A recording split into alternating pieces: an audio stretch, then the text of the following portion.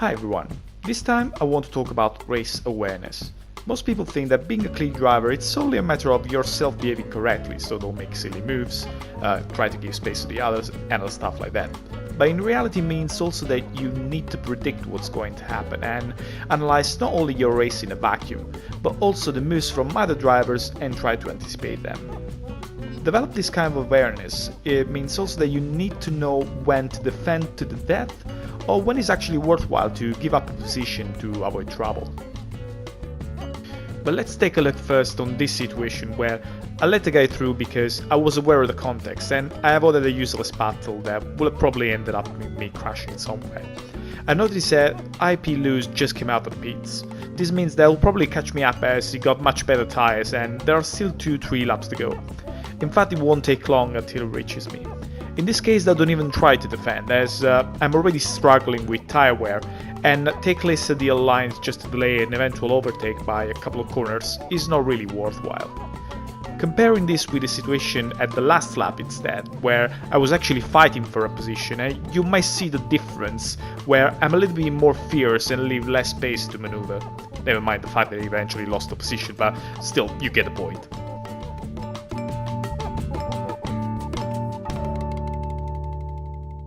I want to compare it now with the behavior of one of my opponents in Brands Hatch.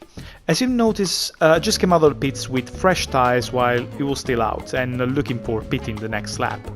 In this case I was a little bit more aggressive than usual because having him with worn tyres in front of me, especially in a track like Brands Hatch, is not really ideal, so I'll try to overtake him in the next curve at Autumn.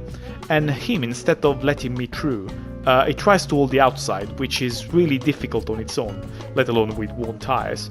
The result is both of us crashing, and all for a position that he would have lost anyway in the pits, few corners later. And all because he was just seeing a car behind and not the whole race context.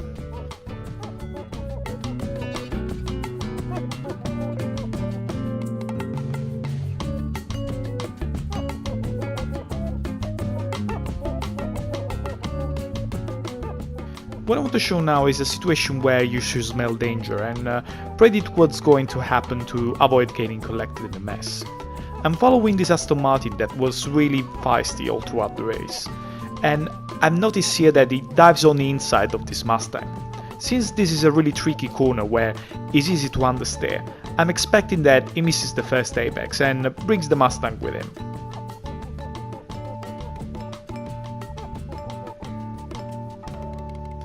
Now I will probably already aiming for the second apex, but I'm aware that the Aston Martin, which is outside my field of view but is still there and eager to rejoin the track as fast as possible. And the fastest way possible is to cut across the track. Because I predicted that, I was prepared to switch back and have avoided disaster.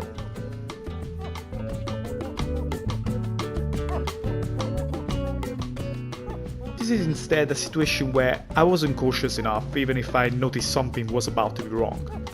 I'm following a Mazda and a Nissan that just came off track.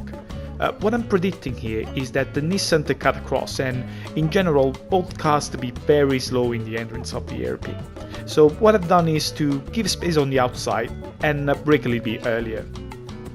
In fact, my normal braking point is usually at 100 meter board, but because of this mess, my first braking input was way before that. At the same time though, I've also noticed that there's a gap between the two cars that I could use to decelerate without touching anyone, so I've ended up not committing to the brake.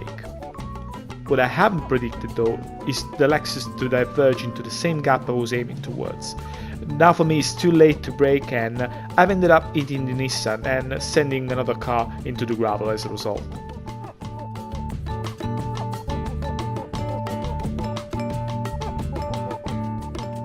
I repeat again, the trick here is to imagine what's likely going to happen before it happens. The same Nissan I've hit before is about to try and overtake in an impossible position. Same as before, I'm predicting they will both go wide and off the track. Now the trajectory that the car is most likely going to take is to cut across, knowing that I'm ready to lift the throttle to control the car and avoid a crash.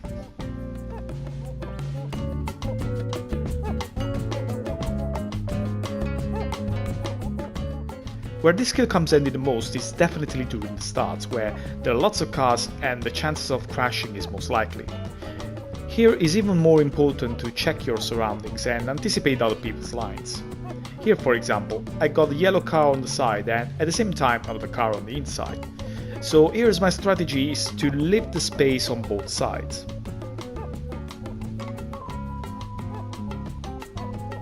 Here instead the green car was just it, whereas the Russian on my side is going faster and probably looking to pass on the outside. The choice here is again being in the middle of the road.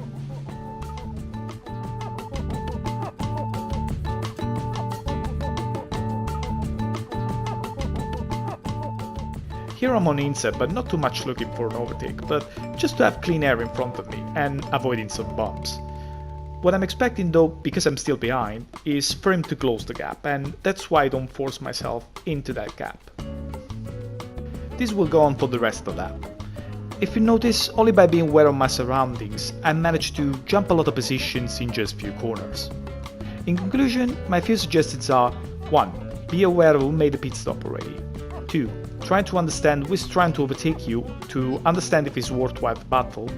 3. Look at your surroundings and not only at your opponent directly in front of you. And 4. Anticipate the trajectory each car is most likely to take and react accordingly.